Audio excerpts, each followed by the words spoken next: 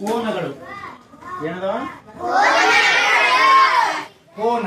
ಕೋನ ಅಂದ್ರೆ ಏನಂದ್ರೆ ಉಭಯ ಸಾಮಾನ್ಯ ಬಿಂದುವಿನಿಂದ ಹೊರಟ ಎರಡು ಕಿರಣಗಳ ನಡುವಿನ ಅಂತರವನ್ನ ಕೋನ ಎನ್ನುವುದು. ಅಂದ್ರೆ ಎರಡು ಉಭಯ ಸಾಮಾನ್ಯ ಬಿಂದುವಿನಿಂದ, ಒಂದು ಸಾಮಾನ್ಯ ಬಿಂದು ಅದ, ಈ ಸಾಮಾನ್ಯ ಬಿಂದುವಿನಿಂದ ಎರಡು ಕಿರಣಗಳು ಓದುವಂತಂದ್ರೆ ಅಲ್ಲಿ ಕೋನ ನಿರ್ಮಾಣ ಆಗತ್ತೆ. ಏನಾಗತ್ತ? ಇದು ಕೋನ ಅಂತ. ಎರಡು ಕಿರಣಗಳು, ಎರಡು ರೇಖೆಗಳು, ಸರಳ ರೇಖೆಗಳು ಒಂದೇ ಜಾಗನ ಸಂಧಿಸುದು ಅಂದ್ರೆ ಅಲ್ಲಿ ಬಿಂದು ನಿರ್ಮಾಣ ಆಗತ್ತ, ಶೃಂಗ ನಿರ್ಮಾಣ ಆಗತ್ತ. ಅಲ್ಲಿ ಏನಾಗತ್ತಂದ್ರೆ ಕೋನ ನಿರ್ಮಾಣ ಆಗ್ತ. ಕೋನ ಅಂದ್ರೆ ಬಾಗುವಿಕೆ, ವಾಲುವಿಕೆ ಅಂತಾನು ಕರೀತಾರೆ. ಇಲ್ಲಿ ನೋಡಿ, ಇಲ್ಲಿ ಓ ಅಕ್ಷರದಿಂದ ಗುರುತಿಸಿದೀವಿ ಏನನ್ನ? ಬಿಂದುವನ್ನ. ಇಲ್ಲಿ ಎ ಓ, ಇಲ್ಲಿ ಏನದ? ಓ ಇಂದ A, O A, O B. ನೋಡಿ, ಓ ಎ ಮತ್ತು ಓ ಬಿ ಎರಡು ಕಿರಣಗಳು. ಇಲ್ಲಿಂದ ಒಂದು ಕಿರಣ, ಓ ಇಂದ ಬಿ ತಕ್ಕ ಎರಡು ಕಿರಣ. ಇವುಗಳನ್ನ ಕೋನಗಳ ಬಾಹುಗಳು ಅಂತ ಕರೀತಾರೆ. ಏನಂತಾರೆ ಇವಕ್ಕ? ಇದು ಓ ಬಿ ಒಂದು ಬಾಹು, ಓ ಎ ಒಂದು ಬಾಹು. ಸೊ ಇಲ್ಲಿ ಬಿಂದುವನ್ನ ಯಾವ ಅಕ್ಷರದಿಂದ ಗುರುತಿಸ್ತೀವಿ ಅಂತಂದ್ರೆ ಓ ಅಕ್ಷರದಿಂದ ಗುರುತಿಸ್ತೀವಿ. ಅದರಿಂದ ಓ ಅನ್ನೋದು ಒಂದು ಶೃಂಗ. ಓ ಅನ್ನೋದು ಇದೊಂದು ಏನದ? ಶೃಂಗ. ಎಲ್ಲಿ ಎರಡು ಸಂಧಿಸ್ತವೋ ಅದಕ್ಕೆ ಶೃಂಗ ಅಂತ ಕರಿತೀವಿ. ಹೌದಾ? ಹಿಂಗ ಎರಡು ಕಿರಣಗಳು ಹಾದು ಹೋಗ್ಬೇಕಾದ್ರೆ ಹಿಂಗ್ ಸಂಧಿಸ್ತಾವ ಇಲ್ಲೊಂದ್ ಕಡೆ, ಅಂದ್ರೆ ಒಂದಕ್ಕೊಂದು ಟಚ್ ಆಗ್ತಾವ, ಅಲ್ಲಿ ಶೃಂಗ ಕೋನ ನಿರ್ಮಾಣ ಆಗತ್ತ.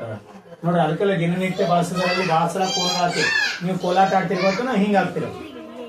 ಹಿಂಗಾಗದಾಗ ಒಂದು ಶೃಂಗ ನಿರ್ಮಾಣ ಆಗಿ ಕೋನಗಳ ನಿರ್ಮಾಣ ಆಗತ್ತೆ. ಹೌದಲ್ಲ? ನಿಮ್ ಕಟ್ಗಿ ಮುರಿತಿರ್ತೀರಿ, ಸೀದಾ ಇರ್ತದ, ಅದು ಒಂದು ಕೋನ. ಯಾವ ಕೋನ ಅದು? ಸರಳ ಕೋನ. ಹೌದಲ್ಲ? ಹೌದಲ್ಲ? ಆಮೇಲೆ ಅದಕ್ಕೆ ಮುರಿತೀರಿ, ಮತ್ತೊಂದು ಕೋನ ನಿರ್ಮಾಣ ಆಗತ್ತ. ಗಡಿಯಾರ ನೋಡಿರಿ, ಅಲ್ಲಿನ ಕೋನಗಳ ನಿರ್ಮಾಣ ಆಗತ್ತ. ಓಕೆ, ಕೋನಗಳನ್ನ ನಾವು ನಿರ್ಮಾಣ ಮಾಡ್ತೀವಿ. ಎಲ್ಲಿ ಸಂಧಿಸ್ತದೋ ಅದಕ್ಕೆ ಕೋನದ ಶೃಂಗ ಅಂತ ಕರಿತೀವಿ. ಏನ್ ಕರಿತೀವಿ? ಕೋನದ ಶೃಂಗ. ಆಮೇಲೆ ಇನ್ನೊಂದು, ಈ ಕೋನವನ್ನ ಯಾವ ರೀತಿ ಗುರುತಿಸ್ತೀವಿ ಅಂತಂದ್ರೆ ಈ ಚಿಹ್ನೆಯಿಂದ ಗುರುತಿಸ್ತೀವಿ.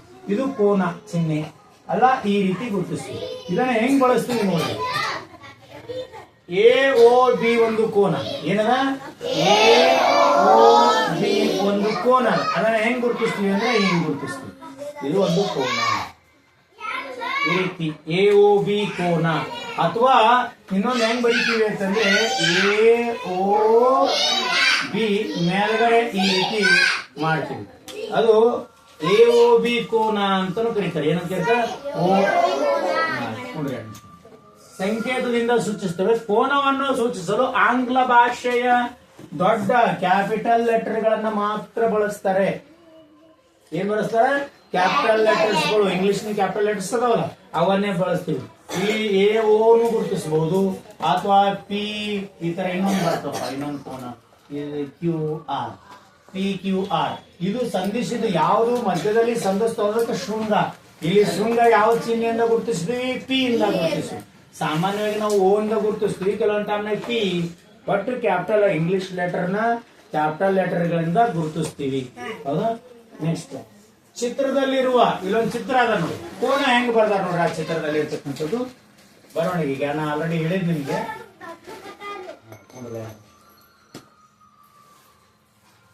ಚಿತ್ರದಲ್ಲಿರುವ ಎ ಓ ಬಿ ಕೋನವನ್ನು ಈ ರೀತಿ ಬರಿತೀವಿ. ಹಿಂಗಾರೆ ಬರಿತೀವಿ ಒಂದು, ಇಲ್ಲಾಂದ್ರೆ ಡೈರೆಕ್ಟ್ ಆಗಿ ಹಿಂಗ ಬರೋದು ಎ ಓ ಬಿ ಅಂತಾನೆ ಬರಿತೀವಿ. ಅಥವಾ ಏನದ? ಎ ಓ ಬಿ ಒಂದು ಕೋನ, ಎ ಓ ಬಿ ಒಂದು ಕೋನ ಎಂದು ಸೂಚಿಸ್ತೇವೆ. ಮಧ್ಯದಲ್ಲಿರ್ತಕ್ಕಂಥದ್ದು ಯಾವುದೇ ಕೋನಗಳ ಇಲ್ಲಿ ಮಧ್ಯದಲ್ಲಿರ್ತಕ್ಕಂಥದ್ದು ಏನದ ಅಂತಂದ್ರೆ ಅದು ಓ ಅಕ್ಷರ ಕೋನದ ಶೃಂಗ. ಯಾವುದು ಇಂಗ್ಲಿಷ್ ಕ್ಯಾಪಿಟಲ್ ಲೆಟರ್ ಈ ತರ ಕೋನ ಬರೋದು ಮಧ್ಯದಲ್ಲಿ ಲೆಟರ್ ಇತ್ತು ನೋಡು, ಅದು ಶೃಂಗ. ಅಂದ್ರೆ ಅಲ್ಲಿ ಎರಡು ರೇಖೆಗಳು ಕಲ್ತವ ಅಂತ. ಏನ್ ಮಾಡವ? ಎರಡು ರೇಖೆಗಳು ಕಲ್ತವ.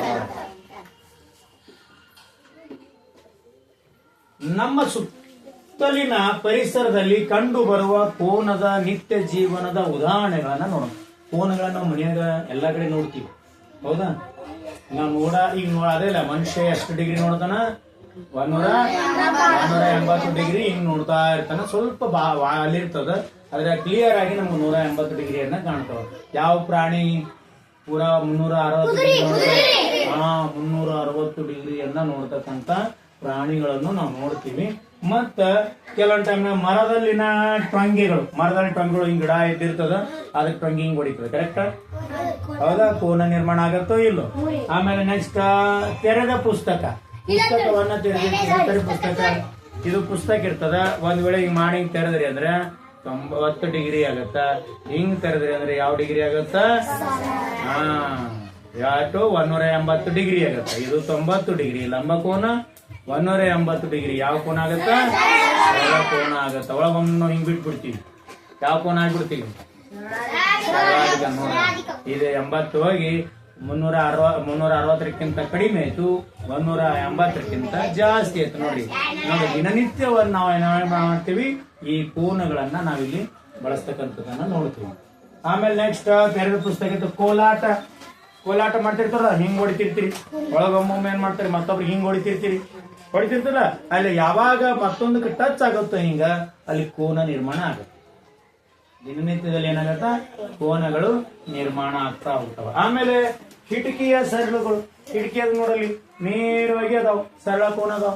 ಮತ್ತೊಂದು ಹಿಂಗ್ ನೋಡದ ಲಂಬ ಕೋನ ಅದಾವ. ಕಿಟಕಿ ಸರಳುಗಳು ಇದಾವ ನೋಡಿ, ಕಬ್ಬು ಹಿಂಗ್ ಮಾಡಿ ನಿರ್ಮಾಣ ಆಗಿರ್ತಾವ.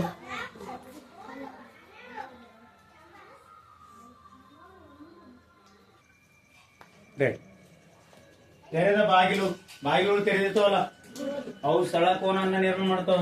ನೆಕ್ಸ್ಟ್ ಏನದ? ಕತ್ತರಿಯ ಅಲಗು ಅಂತಂದ್ರ ಕತ್ತರಿ ಅದ ಸೀದಾ ಸ್ಟೇಟ್ ಯಾವ ಡಿಗ್ರಿ ಆಗತ್ತಿದು? ಸರಳ ಕೋನ ಆಗತ್ತ, ನಿರ್ಮಾಣ ಆಗತ್ತ. ನೋಡ್ರಿ, ಲಘು ಕೋನ ನಿರ್ಮಾಣ ಆಯ್ತು, ಹೌದಲ್ಲ? ಈಗ ಯಾವ ಕೋನ ನಿರ್ಮಾಣ ಆಗತ್ತೆ? ಈಗ ಲಂಬ ಕೋನ. ಮತ್ತೀಗ ಏನಾಗತ್ತ?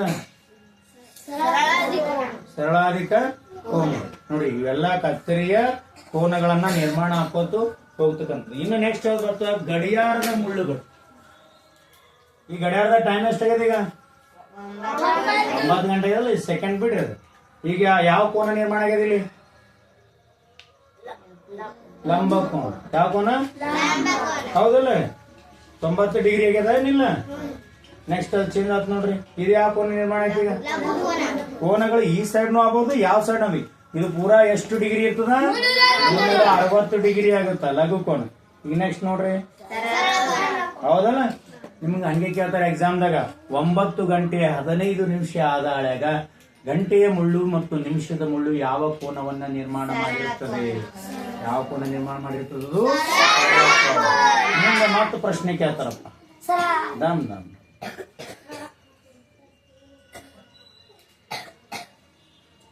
10 ಗಂಟೆ ಆದಾಳೆಗೆ ಯಾವ ಕೋನ ನಿರ್ಮಾಣವಾಗಿರ್ತದೆ? ಗಂಟೆಯ ಮುಳ್ಳು, ನಿಮಿಷದ ಮುಳ್ಳು, ಲಘು ಕೋನ. ಯಾವ ಕೋನ ನಿರ್ಮಾಣ ಆಗಿರ್ತದೆ? ಈ ಎರಡು ನೋಡ್ಬೇಕು, ಈ ಕಡೆ ನೋಡಂಗಿಲ್ಲ.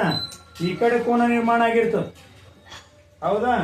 ನೆಕ್ಸ್ಟ್ ನೋಡ್ರಿ, ಮತ್ ಪ್ರಶ್ನೆ ಕೇಳ್ತಾರೆ ನಿಮ್ಗ.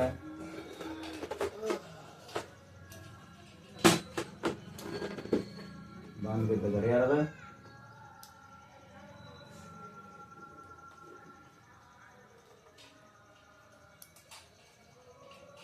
12 ಆಗಿ 15 ನಿಮಿಷ ಆದಾಗ ಯಾವ ಕೋನ ನಿರ್ಮಾಣ ಆಗಿರುತ್ತದೆ? ಲಂಬ ಕೋನ.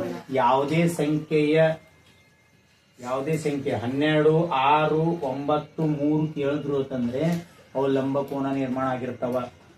ಅದ್ರ ಅಪೋಸಿಟ್ ಕೇಳಿದ್ರೆ ಏನಾಗಿರ್ತಾವ ಅಂತಂದ್ರೆ ಸರಳ ಕೋನ ಆಗಿರ್ತಾವ. ನೆನಪಿಡ್ರಿ, 12 ಗಂಟೆ ಆಗಿರ್ತದ. 12 ಗಂಟೆ ಆಗಿ 12:15 ಆಗಿತ್ತು ಅಂತಂದ್ರೆ ಸರಳ ಕೋನ ಆಗಂಗಿಲ್ಲ. ಅಲ್ಲಿ ಏನಾಗತ್ತ? ಸ್ವಲ್ಪ ಈ ಕಡೆ ಮಾಲ್ ಇರ್ತದ ನೋಡ್ರಿ, ಸ್ವಲ್ಪ ನೋಡ್ರಿ. ಪ್ರಶ್ನೆ ಹಂಗೆ ಡೌಟ್ ಬರ್ತಾವ ನಮ್ಗೆ. ರೈಟ್. ಈಗ ನೋಡ್ರಿ, ಇಲ್ಲಿ ಯಾವ ಕೋನ ನಿರ್ಮಾಣ ಆಗಿರ್ತದ? ಇದು ಸರಳ. 90 ಡಿಗ್ರಿಗಿಂತ ಮೇಲೆ ಇತ್ತಂದ್ರೆ ಯಾವ ಡಿಗ್ರಿ ಐತಿ?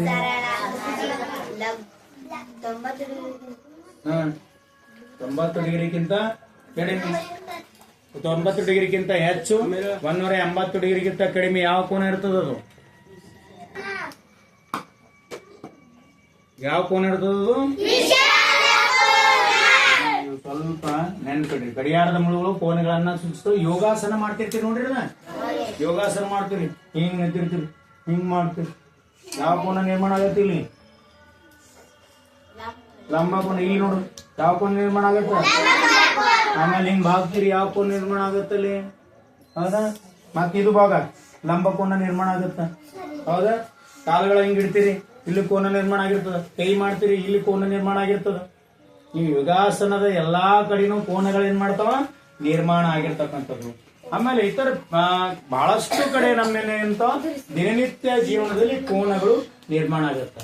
ಗೊತ್ತಾಯ್ತು. ಕೋನ ಅಂತೇಳಿ ಎರಡು ಕಿರಣಗಳು ಸಂಧಿಸಿದ್ರೆ ಅದಕ್ಕೆ ಶೃಂಗ ಅಂತಾರ. ಕೋನದ ಎರಡು ಕಿರಣಗಳಿಗೆ ಬಾಹುಗಳಂತಾರ. ಕೋನಗಳನ್ನ ಸೂಚಿಸಬೇಕಾದ್ರೆ ಇಂಗ್ಲಿಷ್ ಕ್ಯಾಪಿಟಲ್ ಲೆಟರ್ ಗಳಿಂದ ಸೂಚಿಸ್ತೀವಿ. ಇದು ಕೋನ ಚಿಹ್ನೆ. ಆಮೇಲೆ ಮಧ್ಯದಲ್ಲಿ ಇರ್ತಕ್ಕಂಥದ್ದು ಶೃಂಗ. ಆಮೇಲೆ ನಮ್ಮ ಸುತ್ತಮುತ್ತ ಬಹಳಷ್ಟು ಕೋನಗಳನ್ನ ನಮ್ಗೆ ಸಿಗ್ತಾವ ಅನ್ನೋದನ್ನ ತಿಳ್ಕೊಂಡಿದೀವಿ.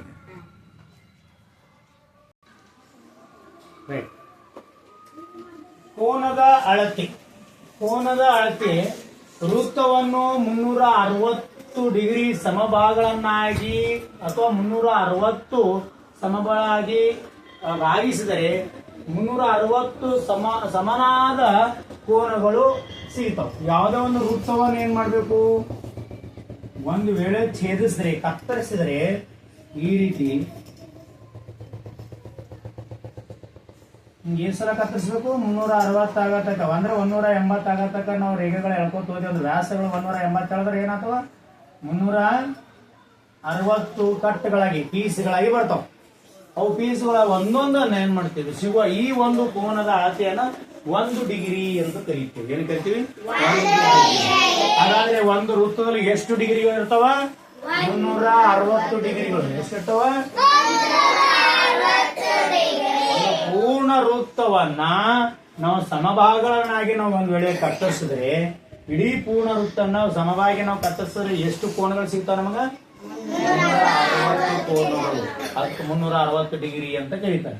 ಇನ್ನ ಕೋನ ಮಾಪಕ ಹೆಂಗಿರ್ತದಪ್ಪ ಅಂತಂದ್ರೆ, ಕೋನದ ಅಳತೆಯನ್ನು ಅಳೆಯುವ ಸಾಧನ. ಕೋನ ಅಳಿಲಿಕ್ಕ ಎಷ್ಟು ಡಿಗ್ರಿ ಇದಪ್ಪ, ಒಂದು ರೇಖಾಚಿತ್ರದಲ್ಲಿ ನಾವು ಇಟ್ಟಿವಿ ಅಂದ್ರೆ ಕೋನ ಮಾಪಕ ಎಷ್ಟು ಡಿಗ್ರಿ ಒಳಗೆ ಬರ್ತದೆ, ಎಷ್ಟು ಕೋನದ ಭಾಗ್ಯ ಅದ. ಈಗ ನಾವು ಇಲ್ಲಿ ಚೆಕ್ ಮಾಡ್ಬೇಕಾದ್ರೆ ಇಲ್ಲಿದಿಂದ ಈ ಕೇಂದ್ರ ಬಿಂದುವಿಂದ ಈ ಕಡೆ ಚೆಕ್ ಮಾಡ್ಬೇಕಾದ್ರೆ ಇದು ಎಷ್ಟು ಕೋನ ಆಗಿರ್ತದ ಅಂತಂದ್ರೆ 30 ಕೋನ. 150 ಅಲ್ಲ, ಈ ಕಡೆಯಿಂದ ಬಂದ್ರೆ 150. ಯಾವುದು, ಈಗ ನೋಡ್ರಿ, ಒಂದ್ ವೇಳೆ ಕೋನ ಈ ರೇಗಿ ಹಿಂಗ್ ಗುರ್ತಿಸಿದ್ರೆ ಇಲ್ಲಿಂದ 0 ಇಂದ ಇಲ್ಲಿ ತನಕ 150 ನೋಡ್ಬೇಕು. ಕೋನ ಮಾಪದ ಎರಡೂ ಕಡೆ ಇರ್ತದ. ಈ ಕಡೆಯಿಂದ 0 ಬಂದದು, ಈ ಕಡೆಯಿಂದ 0 ಬಂದದು. ನಾವು ಈ ಕಡೆಯಿಂದ 0 ಹಿಡ್ಕೊಂಡು ನೋಡಿದೇವೆ ಅಂದ್ರೆ ಎಷ್ಟು ಡಿಗ್ರಿ ಐತಿದು, 150 ಡಿಗ್ರಿ. ಇಲ್ಲಿ 0 ದಿಂದ ಈ ಕಡೆ ಹೋದ್ರೆ ಎಷ್ಟು ಡಿಗ್ರಿ ಆಗ್ತದ, 30 ಡಿಗ್ರಿ. ಅರ್ಥ ಆಗತ್ತದ. ನಾವು ಕೋನ ಮಾಪಕ ಯಾಕಡೆ ಇಡ್ತೀವಿ ಅನ್ನೋದ್ರ ಮೇಲೆ ಡಿಪೆಂಡ್.